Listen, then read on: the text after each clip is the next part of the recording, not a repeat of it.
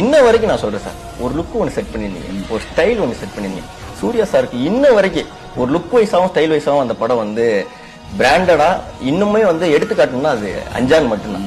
எப்படி sir structure பண்ணீங்க? அந்த ஸ்கிரிப்ட்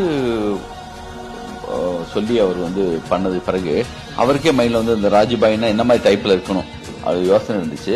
அப்பதான் வந்து என்னன்னா பாம்பேல இருந்து மன்சூர்னு ஒரு ஸ்டைலிஸ்ட் ஒருத்தர் வர வச்சு நானும் சந்தோஷன் சார் எல்லாமே வந்து உட்காந்து சார் வந்து ஒரு இந்த லுக்கு வர்றதுக்கு ஃபுல் டே ஃபுல்லாக என்ன மைக் கிளாஸ் போடலாம், காதில் என்ன வச்சுக்கலாம், அவரே ஒரு சில விஷயங்கள்லாம் பர்சனலாகவே எடுத்து சூர்யா சார் வந்து பண்ணிட்டு இருந்தாங்க. ஒரு டயத்துக்கு பிறகு இந்த வாயில ஒரு ஸ்டிக் ஒன்று வச்சு அது கதைக்குள்ளேயே இருக்கும். ஓகே, ஸ்டிக் வச்சது நீங்க ரைட்டிங்லேயே இருந்துச்சு? ஆமாம். ஏன்னா பாருங்க, உங்க அண்ணன் வந்து ஸ்டைலாக வாயில குச்சி வச்சிருப்பான், வந்து நீ கையில குச்சி வச்சிருக்க, அதெல்லாம் வித்தியாசம்னு பல சீன்கள்ல அதை வச்சுதான் ரிவீல் பண்றது இருக்கு. இன்ட்ரோல் பாயிண்ட்லயும் வந்து கலக்கணும் வெளியில வர்றதான் வந்து அப்பதான் அவங்களுக்கு தெரியும்.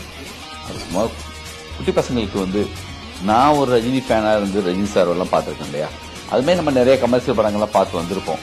அந்த மூடுக்கு இந்த மாதிரி ஒரு கேரக்டர் இருந்தா இந்த மாதிரி டிசைன் பண்ண எப்படி இருக்கும் அப்படி மைண்ட்ல வச்சு பண்ணதுதான்.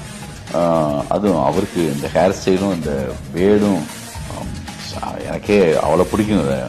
அந்த பேங் பேங் சாங் இருக்கும் போதெல்லாம் வந்து என்னன்னா என்ன மாதிரி இருக்குப்பா அப்படிங்கிற மாதிரி நான் ஃபீல் பண்ணுவேன் நான்.